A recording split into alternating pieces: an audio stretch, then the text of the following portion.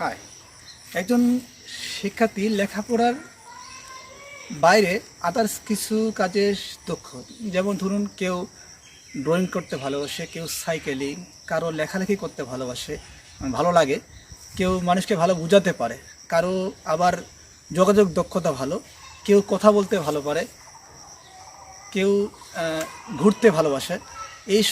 এই সকল যে অ্যাক্টিভিটিস, যা দক্ষতা, এগুলোকে বলা হচ্ছে এক্সট্রা কারিকুলাম অ্যাক্টিভিটিস, অর্থাৎ স্বশিক্ষা কার্যক্রম। এই স্বশিক্ষা কার্যক্রমগুলো লেখাপড়ার পাঠ্যপুস্তকের তাত্ত্বিক জ্ঞান পাশাপাশি এই দক্ষতাকে যদি সে দুটি কম্বিনেশন করে কাজে লাগাতে পারে, তাহলে তার ওই দক্ষতা বা ওই শেখাটা অনেক বেশি তার মেমোরিতে থাকবে বা সে এগিয়ে নিতে পারবে।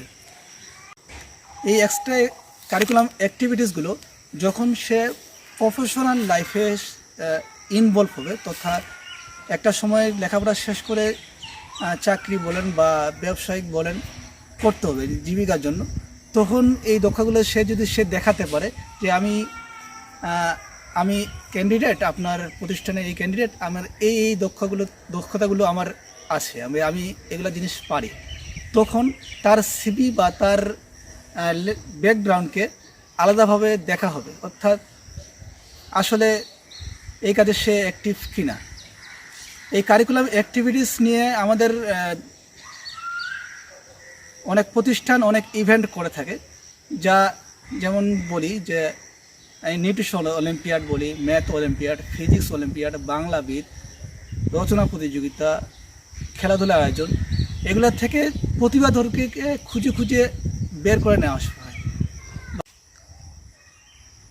এই প্রতিভাবানরাই দেখবেন এক সময় দেশের জন্য, তার প্রতিষ্ঠার জন্য ভালো কিছু করছে।